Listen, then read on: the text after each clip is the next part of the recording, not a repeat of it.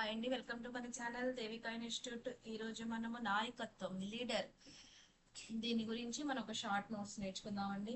ముందుగా లైక్ చేయండి, షేర్ చేయండి, సబ్స్క్రైబ్ చేసుకోండి. ప్లీజ్ దయచేసి ఫుల్గా చూడండి, మీకే బెటర్. టెక్స్ట్ బుక్కే కదా. ఒక నాయకుడు భవిష్యత్తు దృష్టితో, సమగ్ర దృక్పథంతో, స్వార్థ చింతన లేకుండా, అంటే ఎలాంటి స్వార్థం లేకుండా సమన్వయపరుస్తూ, అంటే అందరినీ కలుపుకోలు చేస్తూ, సమీక్షిస్తూ, పరిశీలిస్తూ, ప్రజాస్వామ్య విధానాల ద్వారా ఒక సంస్థ, వ్యవస్థ, సమాజ ఆశ, లక్ష్య సాధన కోసం నిరంతరం శ్రమించే వ్యక్తే నాయకుడు. దీనికి ఒక్కొక్క విధంగా డెఫినేషన్ ఇచ్చారు. హోమ్ఫిల్ కూన్స్ 1957 ప్రకారం, అతని ప్రకారం, ఆ ఇయర్ లో చెప్పిన ప్రకారం, ఒక భాగస్వామ్యం లక్ష్యం వైపు ఒక సమూహం యొక్క కార్యకలాపాలను నడిపించే వ్యక్తి ప్రవర్తనే నాయకత్వము. అంటే ఒక 10 మందికి, ఒక 100 మందికి, 1000 మందికి ఒక నాయకుడు ఉంటాడు కదా. అంటే ఆ నడిపించే వ్యక్తి ప్రవర్తనే, అతని ప్రవర్తనే, అంటే నాయకుడా కాదని ఎవరు చెప్తారో అతని ప్రవర్తనే చెప్తుందని చెప్తున్నారు. కింబల్ యంగ్ ఏం చెప్పాడంటే, నాయకత్వం అనేది ప్రభావం చూపటం. అవును, ఇది 100% కరెక్ట్. ఒక ప్రభావం చూపించే వ్యక్తినే నాయకుడిగా మనం స్వీకరిస్తాం. బెర్నీ ప్రకారం, కొందరు వ్యక్తులపై ప్రభావం చూపి సమూహ చర్యలకు లేదా కార్యకలాపాలకు మార్గదర్శకత్వం వహించే ప్రక్రియ నాయకత్వము. నాయకులు సమూహంలోని వ్యక్తులను తనదైన శైలిలో ప్రభావితం చేస్తారు. అలా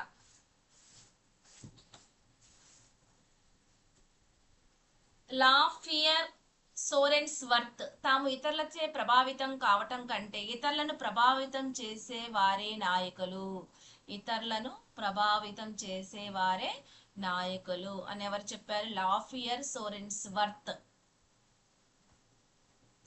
నాయకుడు సమూహ కార్యక్రమాలను సమర్థవంతంగా నడపటం, వివిధ ప్రణాళికలు వేయటం, కార్యకలాపాలు నిర్వహించటం, సమూహానికి ప్రాధాన్యత వహించటం, సమూహ విధి విధానాలను రూపొందించటం, విభేదాలను పరిష్కరించటం మొదలైన నిర్వహిస్తాడు. ఏమేం చేస్తాడు?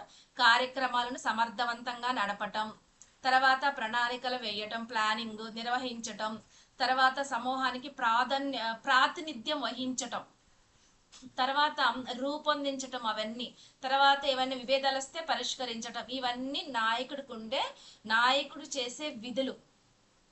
తర్వాత ఓంఫిల్ ఏం చెప్తున్నాడంటే, నాయకులు చొరవ చూపటం, సమూహ సభ్యులను సమైక్యపరచటం, సమూహ సభ్యుడిగా ఉండటం, అంటే వాళ్ళందరినీ ఒక దగ్గరకు పిలిచి, ఒక దగ్గర ఉంచి వాళ్ళందరిలో వాళ్ళ ఐకమత్యం కలిగే విధంగా ఆ సమూహంలోనే తన ఒక సభ్యుడిగా ఉంటూ తనదైన శైలిలో ప్రత్యేక స్థానాన్ని కల్పించుకోవటం, సమాచారాన్ని సమూహ సభ్యులకు సులభ రీతిలో వ్యక్తపరిస్తే సమూహ మనసును అర్థం చేసుకొని ప్రవర్తించటం, అలాగే వాళ్ళని కలిగించటం, సభ్యులకు ప్రేరణ కలిగించటం, సమయానుకూలమైన నిర్ణయాలు తీసుకోవటం, ఇది ఇంపార్టెంట్. ఈ విధంగా నాయకుడు ఆ నాయకుడు ఈ రకమైన విధులను సామర్థ్యాలకు అనుగుణంగా సరియైన పనులను కేటాయించడం ద్వారా విధులు నిర్వహిస్తాడు. విజయవంతమైన నాయకులకు కొన్ని లక్షణాలు ఉంటాయని టెర్మిన్ ప్రకారం వీరు నీతి, నిజాయితీ, హాస్య చతురత, ఆత్మవిశ్వాసం, సామాజిక స్పృహ, స్నేహలిత మొదలైన 79 లక్షణాలను వీళ్ళు కలిగి ఉంటారంట. ఎవరంటే నీతి నిజాయితీగా విజయవంతమైన నాయకులకు.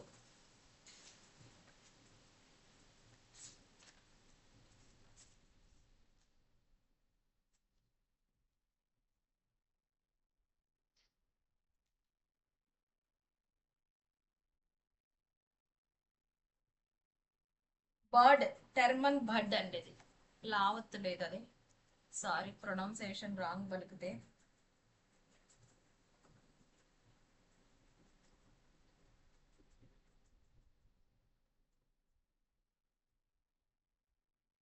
టెర్మన్ బర్డ్ ప్రకారం నీతి ఉంటది, వాళ్ళలో నిజాయితీ ఉంటది, హాస్య చతురత ఉంటది, ఆత్మవిశ్వాసం ఉంటది, సామాజిక స్పృహ ఉంటది, స్నేహశీలత ఉంటది. అలాంటి విజయవంతమైన నాయకులకు ఎన్ని లక్షణాలు ఉన్నాయి? 79 లక్షణాలు ఉన్నాయి. అయితే అన్ని లక్షణాలు తప్పనిసరిగా ఉండాల్సినంత 79 లక్షణాలు ఉండాల్సిన అవసరం లేదు. నాయకుడు లక్షణాలు: నూతనత్వాన్ని కలిగి ఉంటారు, అభివృద్ధి ధ్యేయంగా పనిచేస్తారు, అలాగే ప్రస్తుత స్థితి నుంచి ముందుకు వెళ్ళటానికి ప్రయత్నిస్తాడు, స్వీయ దృక్పథంతో పనిచేస్తాడు, నమ్మకం ప్రేరేపించి విధానాలను అవలంబించడం స్ఫూర్తినిస్తాడు, ఎందుకు ఏమిటని విశ్లేషిస్తాడు, స్వీయ వ్యక్తిత్వంలో సమగ్రమైన మనిషికి వ్యవహరిస్తాడు, సమగ్రమైన పనులను చేస్తాడు. నాయకత్వం రకాలన్నీ నిరంకుశ నాయకత్వము, ప్రజాస్వామ్య నాయకత్వము, వ్యక్తి స్వేచ్ఛాయుత నాయకత్వం లేదా జోక్యరహిత నాయకత్వము. అంటే నిరంకుశ నాయకత్వం అంటే అధికారిక నాయకులు, నియంతలకు కూడా ఉంటారు, అంటే నియంత అంటారు హిట్లర్ టైపు. నిర్ణయాలు కేవలం నాయకులే తీసుకుంటారు. నిరంకుశ నాయకత్వంలో నిర్ణయాలు మొత్తం నాయకుడిదే, తానే అధినాయకునిగా వ్యవహరిస్తూ విధి వినా నిర్ణయించి బలవంతంగా అమలు జరిగేలా చూస్తారు. నాయకుడే తన ఆలోచనలను సరి అయినని నమ్ముతాడు. మొత్తం ఆయనే పాయింట్ మొత్తం నా నాయకుడి మీదే ఉంటుంది, ఆయన చెప్పినట్టే వినాలి. ప్రజాస్వామ్య నాయకత్వం ఎవరంటే సహభాగ నాయకత్వం. అంటే దీన్ని ప్రజాస్వామ్య నాయకత్వాన్ని సహభాగ నాయకత్వం అని కూడా పిలవచ్చు. నాయకత్వంలో నాయకులు ఎలా ఉంటారంటే సమూహంలోని సభ్యుల అభిప్రాయాలకు భావాలకు విలువనిస్తారు. అంటే ఏదైనా పని చేసేటప్పుడు వాళ్ళను కూడా సంప్రదిస్తారు, అలాగే వాళ్ళ అభిప్రాయాలను వాళ్ళ భావాలను కూడా తీసుకొని విలువని గౌరవిస్తారనమాట. పరస్పర సంప్రదాయాల ద్వారా నిర్ణయాలు తీసుకుంటారు. సభ్యులు ఈ రకమైన నాయకత్వంలో జరిగే కార్యక్రమాల్లో క్రియాశీలకంగా ఉంటారు. అంటే అందరూ కలిసి ఒక మాట మీద మంచిగా చేసుకుంటారనమాట. జోక్యరహిత నాయకత్వం ఏంటంటే ఇందులో నాయకత్వం నాయకుడు ఇతరుని ఎవరిని పట్టించుకోడు. ఏదైనా సాధించాలని నిర్ణయించుకుంటే సమూహ లక్ష్యాలను స్వేచ్ఛగా సభ్యులకే వదిలేస్తాడు. సంస్థ నిర్వహణ గురించి, పాఠశాల అభివృద్ధి గురించి అతను పట్టించుకోడు. ఇలాంటి వాళ్ళు. అన్నిటికంటే ఉత్తమమైన నాయకత్వం ఏంటండి? ప్రజాస్వామ్య నాయకత్వము. నెక్స్ట్, కౌమారులలో నాయకత్వ లక్షణాలు పెంపొందించటం ఎలా ఉంటాయి అంటే, ఈ దశల వ్యక్తులకు సరి అయిన అంటే కౌమారులు వీళ్ళ ఎలా ఉంటారు కదా, వీళ్ళకి సరి అయిన మార్గదర్శకం ఇవ్వాలి, శిక్షణ ఇవ్వాలి, అవకాశాలు కల్పించడం ద్వారా మంచి నాయకులుగా తయారవుతారు. విద్యార్థులను ఎన్సిసి, స్కౌట్స్, రోవర్స్ లో సభ్యులుగా చేర్చటం, పాఠశాలలో కళాశాలలో జరిగే కార్యక్రమాలు వారు చురుకుగా పాల్గొనేలా చేయటం,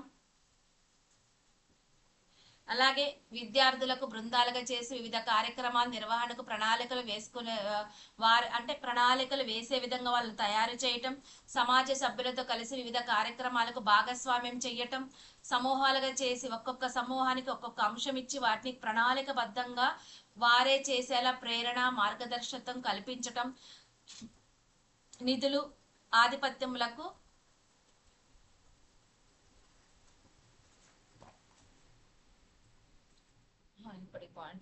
ఇక్కడ ఉంది.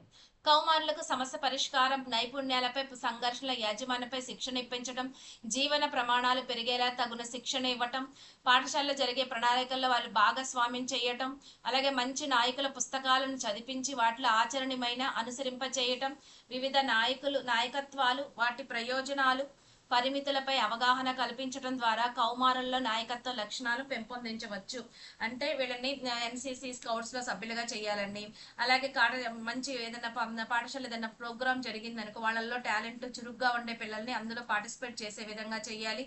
వాళ్ళని గ్రూపులుగా తయారు చేసి ఏమేం కార్యక్రమాలు తయారు చేయాలో అందులో ఒక వాళ్ళే నిర్వహించుకొని వాళ్ళే ప్రణాళికలు వేసుకొని వాళ్ళలోనే భాగస్వామి చేసే విధంగా ఈ పిల్లల్ని ఈ కౌమార దశలో ఉన్న పిల్లలకి నాయకత్వ లక్షణాలను అలవాటు చేసే విధంగా పెంపొందించాలి.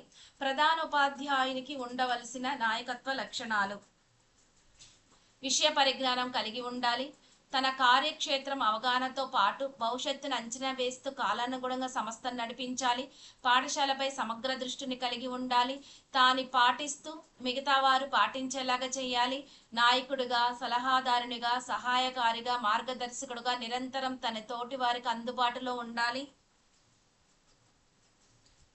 ముఖ్యంగా నాయకుడుగా, సలహాదారునిగా, సహాయకారిగా, మార్గదర్శకుడుగా నిరంతరం తన తోటి వారికి అందుబాటులో ఉండాలి.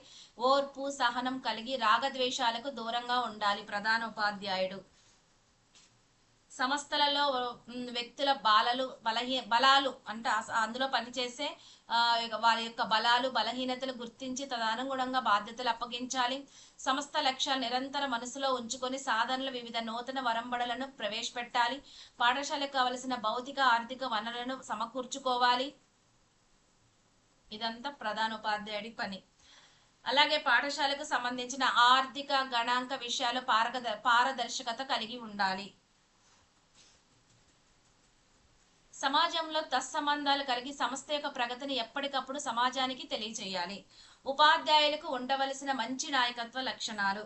వీళ్ళు ఎలా ఉంటారంటే ప్రజాస్వామ్య పద్ధతిలో తరగతి గదిలో వ్యవహరించాలి. అందుకు తగిన నైపుణ్యాలు, నాయకత్వ లక్షణాలు కలిగి ఉండాలి. అంటే శిశు కేంద్ర విద్యా బోధన చేయాలి, పిల్లలకి స్వేచ్ఛగా ఉండాలన్నమాట. ఆ విద్య అనేది ప్రజాస్వామ్య పద్ధతిలోనే తరగతి గదిలో బోధన జరగాలన్నమాట. విద్యార్థులను వ్యక్తులుగా గుర్తించి పేరుతో పలకరిస్తూ గౌరవించాలి. తరగతి గదిలో భాగస్వామ్యం, కృత్యంధార పద్ధతుల అభ్యాసనాన్ని ప్రోత్సహించాలి.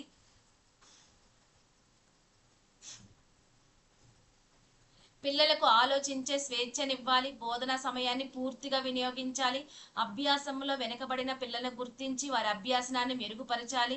పిల్లలు తప్పులను ఎత్తి చూపకుండా వారు తప్పు చేయటానికి గల కారణాలు వారంతట వారే తప్పులు సవరించుకునేలా తయారు చేయాలి.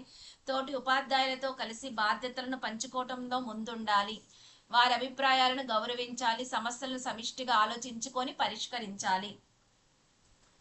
అలాగే ఉపాధ్యాయుడికి ఉండాల్సిన పిల్లల తల్లిదండ్రులను తరచుగా కలుస్తూ పిల్లలకు ప్రజల గురించి తెలియజేస్తూ తగిన సూచనలు ఇవ్వాలి. ప్రధానోపాధ్యాయుడు అధికారులు కేటాయించిన పనులను పూర్తి చేస్తూ వారి పట్ల సానుకూలమైన వైఖరిని కలిగి ఉండాలి. ఇవన్నీ ఉపాధ్యాయుడికి ఉండవలసిన లక్షణాలు.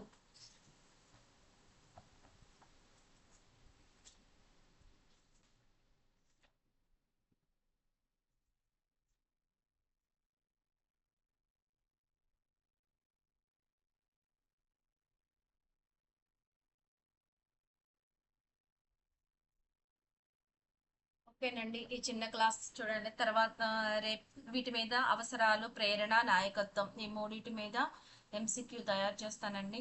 రెడీగా ఉండండి. ప్లీజ్ లైక్ చేయండి, షేర్ చేయండి, సబ్స్క్రైబ్ చేసుకోండి. మీకు ఎక్కడైనా ఏదన్నా ఫాస్ట్గా అయినా లేకపోతే అర్థం కాకపోయినా కామెంట్ బాక్స్లో కామెంట్ చేయండి. ఎందుకంటే ఫ్రీగా నేర్చుకోండి. డబ్బులు పెట్టి పెట్టి అలసిపోయి ఉంటారు ఇప్పటికే చాలామంది.